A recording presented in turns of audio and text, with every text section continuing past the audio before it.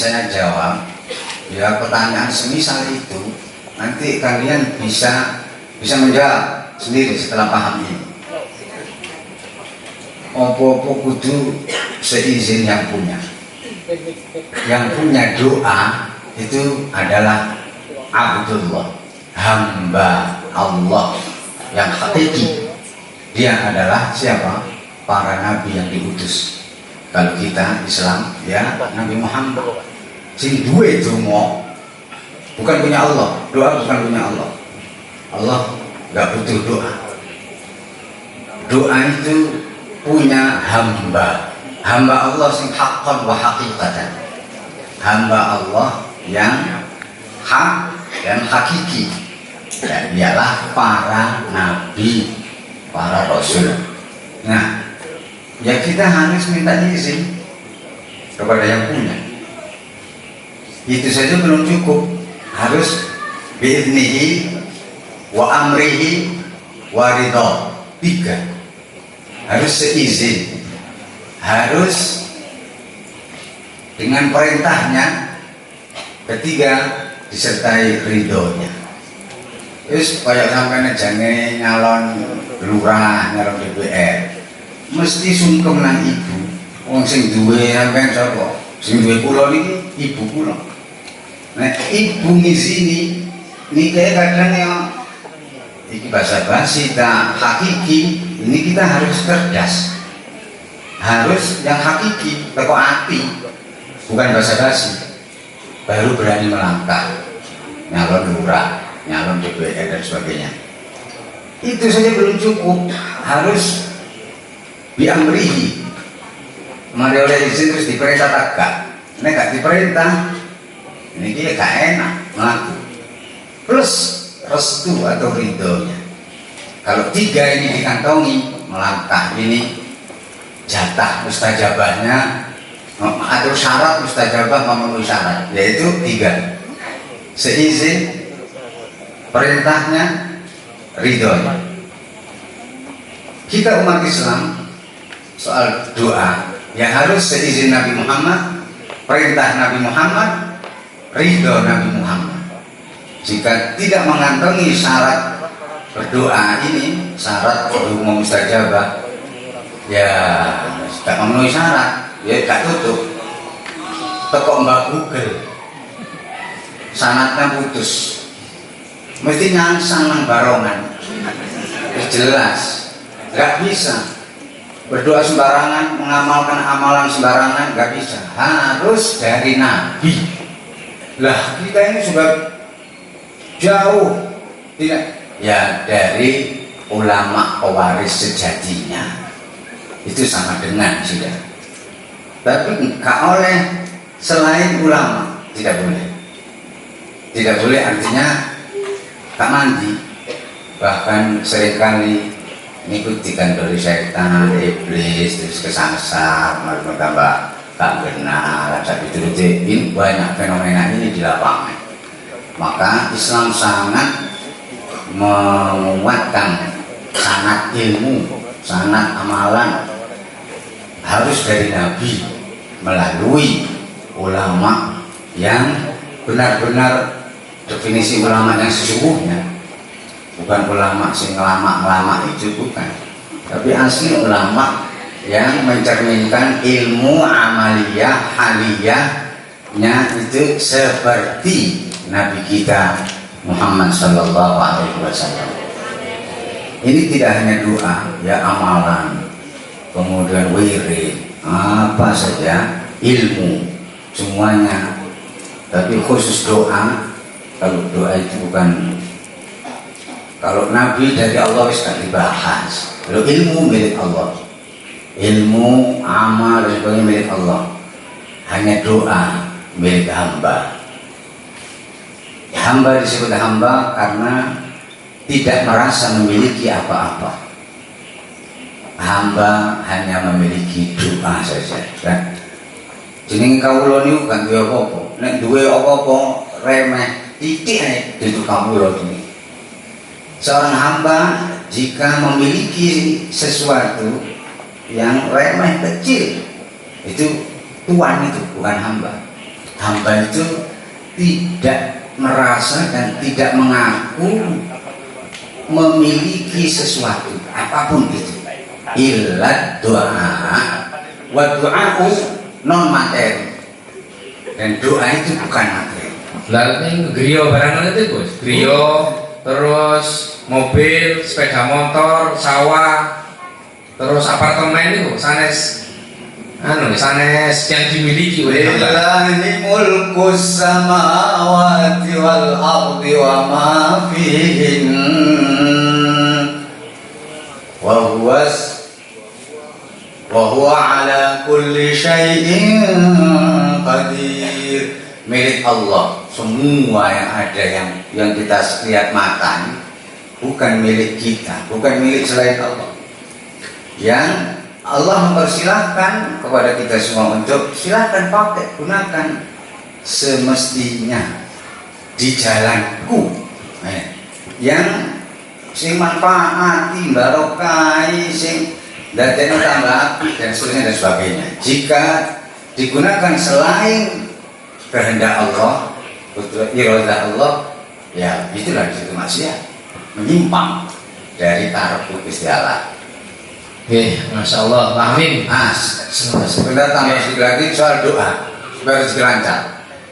Gampang kamu, nek wis ro ilmune niku jenenge gak angel. Kali percaya tak gak. Sampeyan percaya nggih, kula. Wis sakniki percaya, cek muanti. Cukup dengan sekarang ini, saat ini tafakuri sehingga terjerut, terus pasti sampean akan menemukan aku sudah diberi banyak yang selama ini aku belum ngeruh dibaik wakeh bisa dikit wakeh, hanya belum merasa, tidak merasa. Pokoknya masih sama dari ketemu sama sak niki sak terusé sama ngandelo sama niki pun diparingi sak tak kena diarani nikmat sing out wakeh sampai ngeweden. Niki sampean rebok, sampean percaya muandel lho. Sampeyan muni ngene, jare Gusti sampean kuwi wis dikeki ambek terus mikir, terus tafakuri. Iki ya, mungkin umroh rezeki. Sarate mek ngandel lho. Amin. Kade Allahumma, kade ya Allah, kade. Niku sampean percaya, sampean ngandel terus sama tafakuri. Dia masih aku lucu. Tuh, ketemu berarti kurang jeruk. Cukup dengan merasalah diberi tak mentas.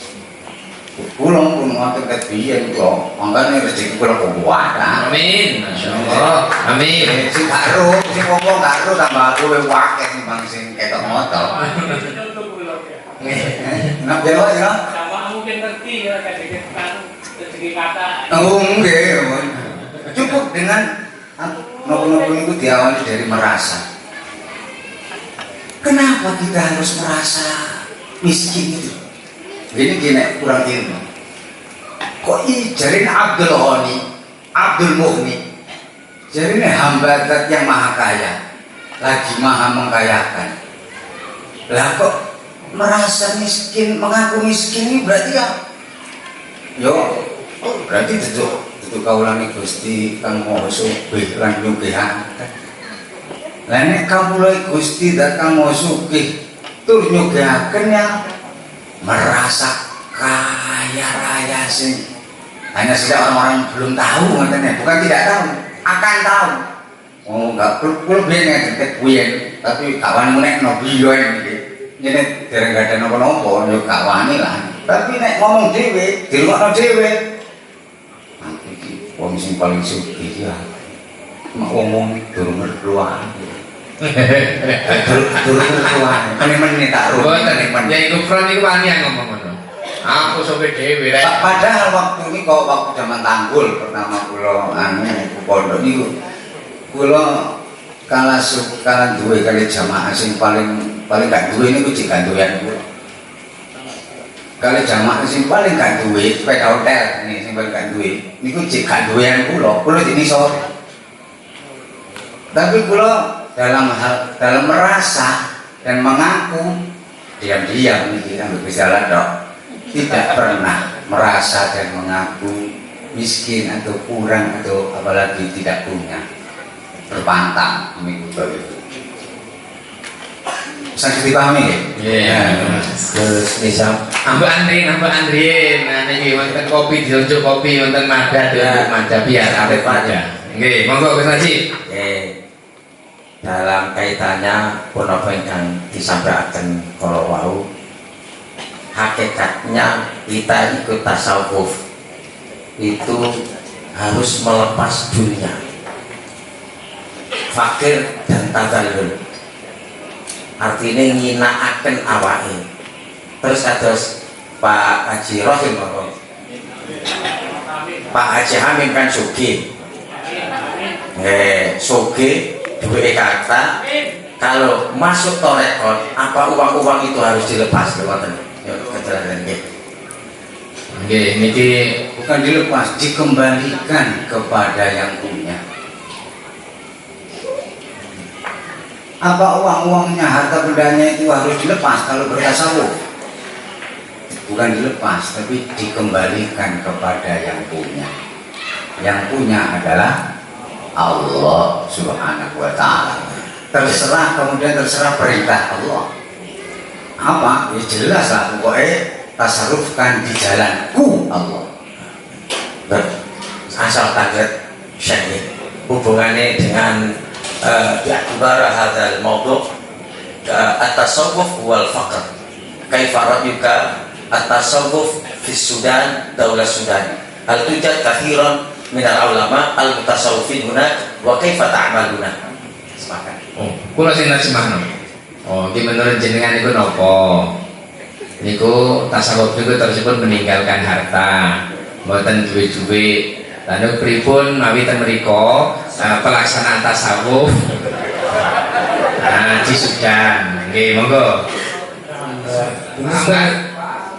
بالنسبة للتصوف في السودان، طبعا الإسلام دخل للسودان مثل إندونيسيا عن طريق الطرق الصوفية، وكانت أساس التربية في السودان هي كلها تربية صوفية تقوم على المحبة. وقال طيب خلي شوية حتى تترجم. Itu lewat jalur pendekatan tasawuf. Oleh karena itu sama dengan di Indonesia, Islam masuk Sudan itu adalah lewat ulama-ulama mutasawwif. Yani al-Islam dakhala fi Sudan ala tariqati al-ulama al-mutasawwifin. نعم، كل الإسلام دخل في السودان عن طريق العلماء المتصوفة، والتربية في السودان قامت أساسا على التربية الصوفية في كل مراحل التعليم، من المدرسة الابتدائية حتى الجامعة. نحن ننال كثيرا من Oleh karena itu ajaran tasawuf itu tidak saja di perguruan tinggi, tapi marohil al-ibtidaiyah ila sanawiyah hatta jami'ah. Mulai dari SD sudah diajarkan tasawuf, sampai SMP, sampai SMA, sampai perguruan tinggi. Kalau di sini konsumsinya tasawuf untuk orang-orang yang kiai-kiai yang pintar baca kitab, tapi di sana mulai ibtidah sudah diajarkan tasawuf.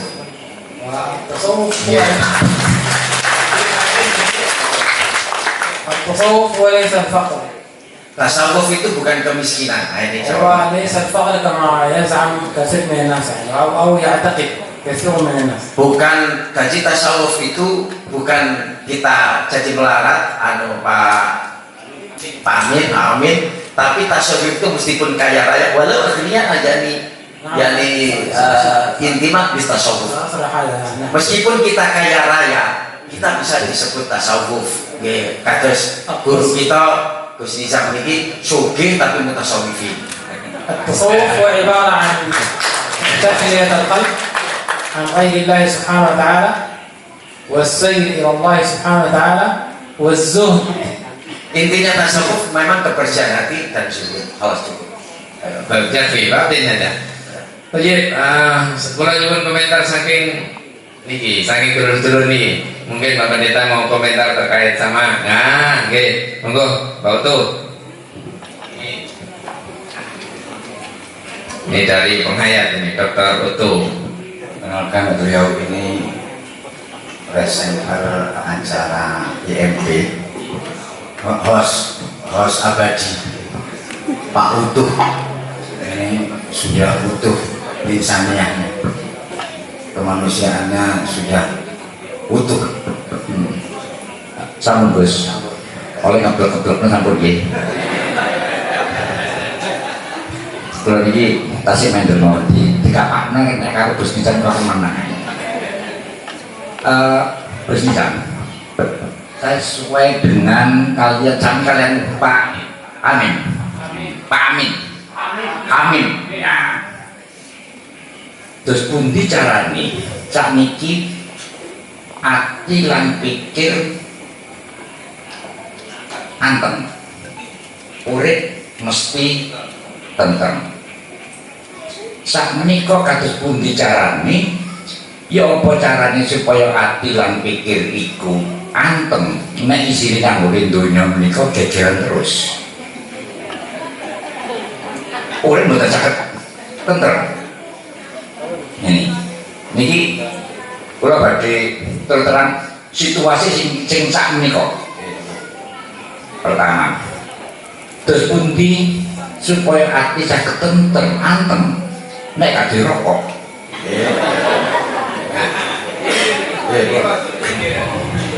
Ya, Mboten to kula ningali enten kali bungkus. Lah nek mboten ngono tak didelikno. Nggih. Niku dipamerno. bukan saya Pak Utuh, panitia. Oh panitia. Panitia ini diskriminasi nih. Nggih, kene tak dikai kok. Kene tak ono porsi kok. Nah, ini karena apa? Karena kita hidup sekarang ini di dalam hidup bermasyarakat, dunia menika kados pemerungsung. Terjadi satu perbedaan pendapat, perbedaan ideologi, perbedaan agama, di mana selalu dibawa menjadi satu pertentangan. Ati mboten saged tenang Gus. Terus pun bicara Gus. Ya. Kaifiyatus suluk ilal muna ramzuhu huwa thalath marahil. Al-awwal al-dhann, wa tsani al-iman, wa tsalits al-yaqin. Soal cara meraih harapan dan cita-cita ini telah dirumuskan oleh ulama sufiyah. Semuanya itu dirumuskan di 3 tahap. Cara pertama selalu cara dzon. Dzon itu sangka, berprasangka. Setelah berprasangka, beriman, percaya. Setelah sempurna rasa percaya, yakin. Contoh, semua manusia kalau yang nggak ingin berarti munafik. Semua orang yang berakal sehat ingin berkelebihan lah materi atau harta ekonomi, ini cukup lah minimal. Oh kalau ingin cukup nggak sehat. Hanya saja soal cara meraihnya ini ada yang cara halal atau sehat, ada yang cara yang tidak sehat. Nah, sesungguhnya cara sehat itu lebih mudah. Saya nggak setuju dengan lagunya Bang Roma Irama. Cari yang halal saja sudah susah, cari yang haram saja sudah susah, apalagi yang halal. Nggak setuju saya kebalik. Cari yang halal itu sangat mudah kalau dibandingkan cara haram. Jauh lebih mudah cara halal karena Allah memudahkan siapa saja yang berjalan di jalannya. Kalau cara haram ini Innallaha bari. Allah lepas tangan. Ketika Allah sudah lepas tangan, wah, kesulitan demi kesulitan yang tidak bisa dibayangkan. Maka berharap ekonomi cukup ini bagi kalangan fuqara wal masakin indal fuqaha, fakir miskin fikih, karena fakir miskin tasawuf menurut sufi itu beda.